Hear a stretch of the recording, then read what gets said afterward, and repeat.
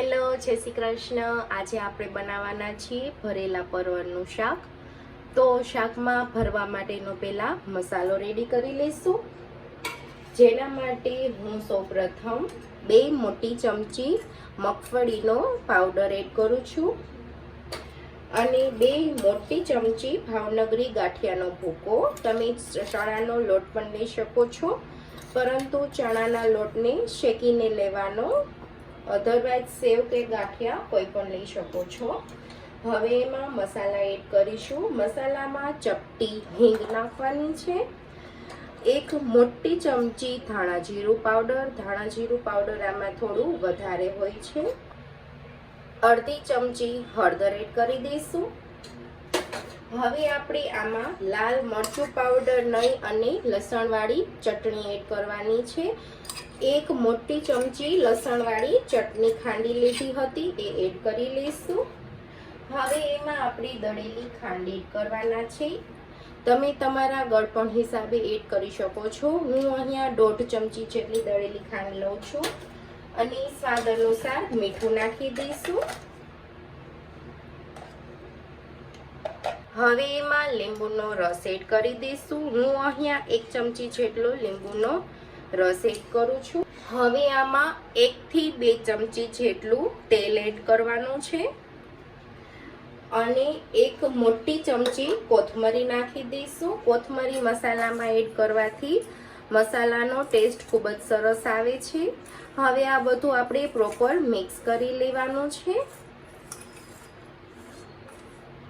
આ મસાલાને તમે ફ્રીજમાં અઠવાડિયું સુધી સ્ટોર પણ કરી શકો છો। જ્યારે કોઈ પણ ભરેલું શાક બનાવવું હોય, જેમ કે રીંગણા બટેટાનું, ભીંડાનું, પરવળનું, કંટોલાનું, કંઈ પણ શાક બનાવો એમાં આ મસાલો યુઝ કરી શકો છો। હવે તમે જોઈ શકો છો મસાલો એકદમ સરસ રેડી થઈ ગયો છે। પરવળની છાલ કાઢી લેવાની છે। પરવળની છાલ થોડી વધારે કઠણ હોય છે। હવે બધી પરવળની છાલ કાઢી લીધી છે। આ રીતે વચ્ચેથી કટ કરી નાખવાના છે બધા પરવળને। જો વચ્ચેથી તમને એવું લાગે કે બી થોડા કઠણ છે તો તમે બીનો ભાગ કાઢી શકો છો, પરંતુ આ પરવળ એકદમ સરસ કૂણા છે એટલે વચ્ચેથી બી કાઢવાની જરૂર નથી। આ રીતે બધાને કટ કરી લેવાના છે। હાફ કટ જ કરવાનું છે, કાપો જ લગાડવાનો છે ખાલી। હવે બધા પરવળને આપણે ભરી લેશું। એકદમ ધીમે ધીમે ભરવાનું છે, પરવળ તૂટી ન જાય એનું ખાસ ધ્યાન રાખવાનું છે। એકદમ વ્યવસ્થિત દબાવીને મસાલો ભરવાનો છે। આ રીતે બધા પરવળ ભરી લેશું।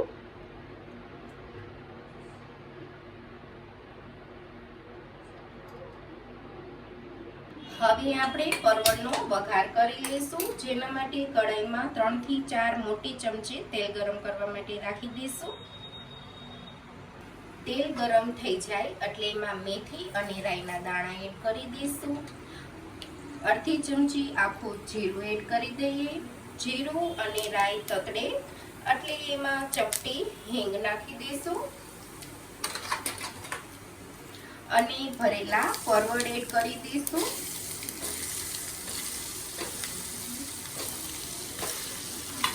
પ્રોપર આને સાંતળી લઈએ। ગેસની ફ્લેમ સ્લો કરી દેવાની છે।